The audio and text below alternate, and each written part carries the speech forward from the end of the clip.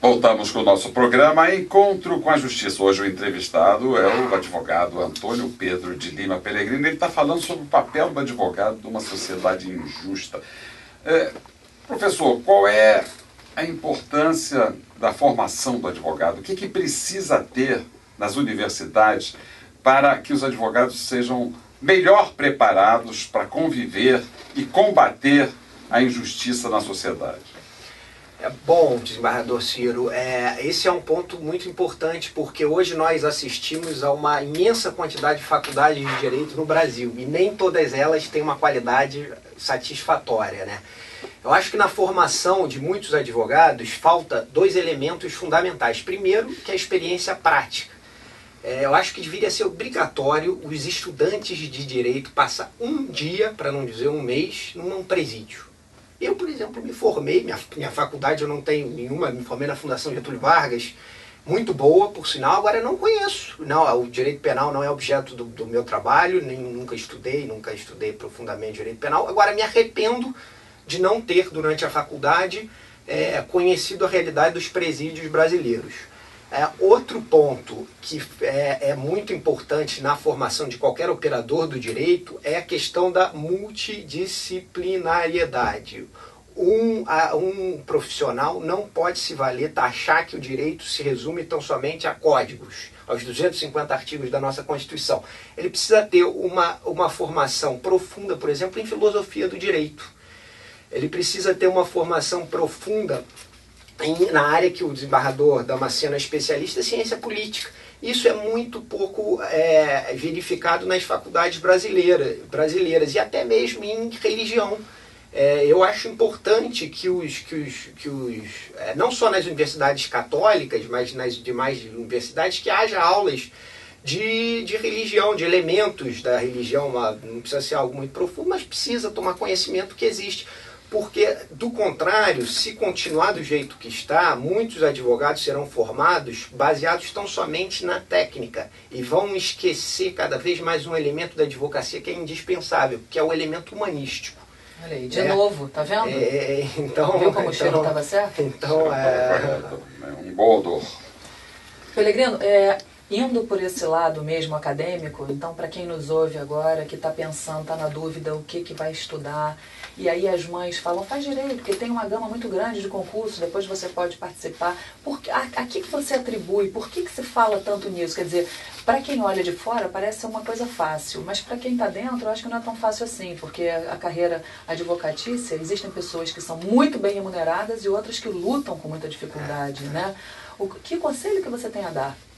Para quem quer exercer a carreira de advogado, quer seguir eu acho, por exemplo, o Kafka, no processo, falava sobre os grandes advogados, os melhores advogados da nossa sociedade. Ele diz o seguinte: ninguém os vê, eles são intocáveis, você não tem acesso a eles, você não tem contato. E embaixo, Kafka qualificava os advogados medianos e os pobrinhos, os que ralam, que estão todo dia no Tribunal de Justiça, lá nos cartórios. Esses todos têm acesso. Então, realmente, a classe da advocacia, ela tem uma desigualdade muito grande. Mas por quê? Existe uma supremacia do conhecimento? Não existe uma supremacia do conhecimento, mas existe uma hegemonia do dinheiro.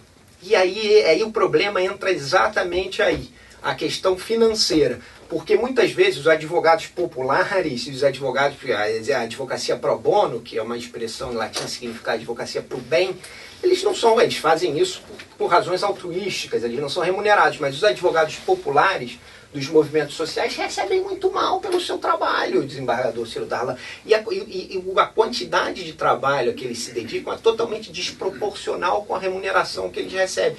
E eles, na verdade, são os grandes promotores do nosso Estado Democrático de Direito, dos valores constitucionais que foram consagrados na Carta de 88. E não são reconhecidos por isso. O que é mais grave, não são reconhecidos. São tratados muitas vezes, inclusive por um outro, não é a maioria do Poder Judiciário, mas por um outro juiz com preso em descaso. Aliás, tem um desses advogados populares do Rio de Janeiro que recentemente foi agredido por um juiz.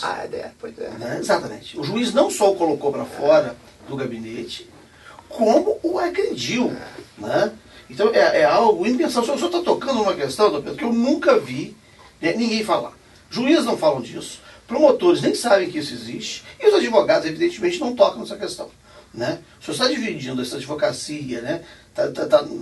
Nessa advocacia da hegemonia do dinheiro, e que nem sempre é advocacia, ela é relacional, ela está muito mais como gestão de interesses, tangenciando o que nos Estados Unidos se chama de lobby, do que propriamente o que nós chamamos de advocacia, e essa outra advocacia, que é a advocacia do advogado que vai ao fórum, que anda nos corredores, né, que encosta a barriga no balcão, e que há de sofrer, vai sofrer aí um revés com o processo eletrônico, né, que exclui parte, né, de parcela dos advogados que, né, terão dificuldades em se adaptar a ela.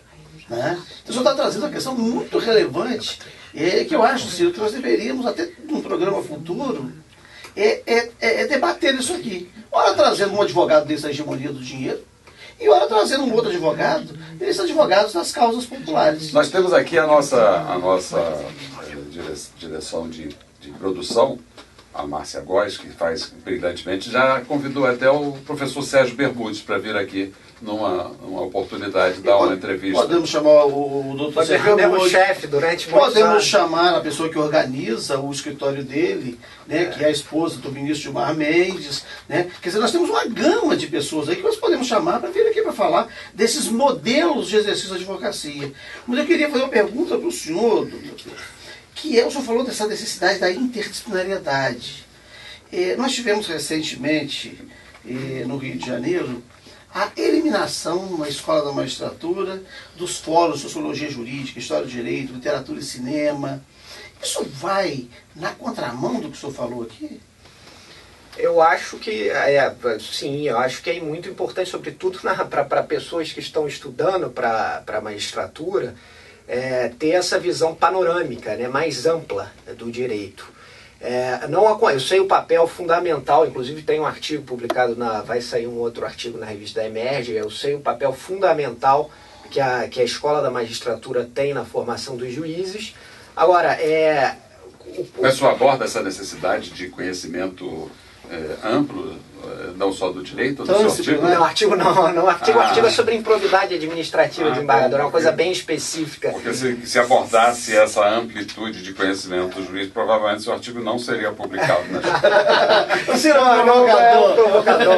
Pois é, eu não conheço, eu acompanhei por alto essa discussão, mas enfim, eu estou falando em abstrato, evidentemente. Óbvio que é importante a formação ampla dos juízes e também dos advogados. Agora, já que estamos falando desse assunto, vamos fazer um contraponto. Como é que o senhor vê essa questão da criminalização do advogado?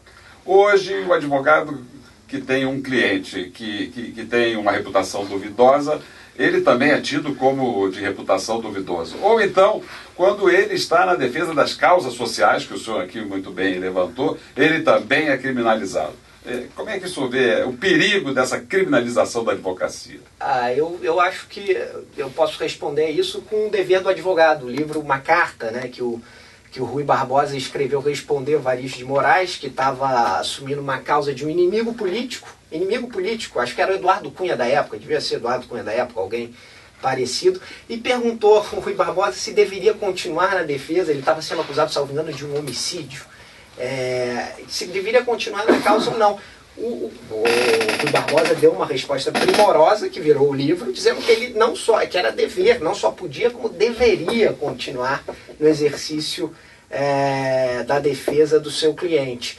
Agora, essa criminalização é muito preocupante, o desembargador Ciro, porque ela, justamente o que eu coloquei, quando ela se volta para os advogados dos oprimidos e dos movimentos sociais, como a defensoria pública no nosso país, apesar de exercer uma função fundamental, um trabalho muito bom em qualidade, ela não tem capilaridade, esses movimentos sociais ficam abertavios, ficam muitas vezes sem o acesso à tutela jurisdicional, que é um direito fundamental da nossa Constituição.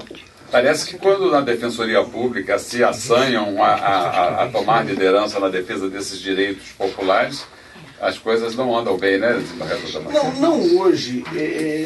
A Defensoria Pública ela teve uma modificação, mas o pessoal da Comissão de Terras chegou a sofrer, os defensores públicos, a sofrer representação.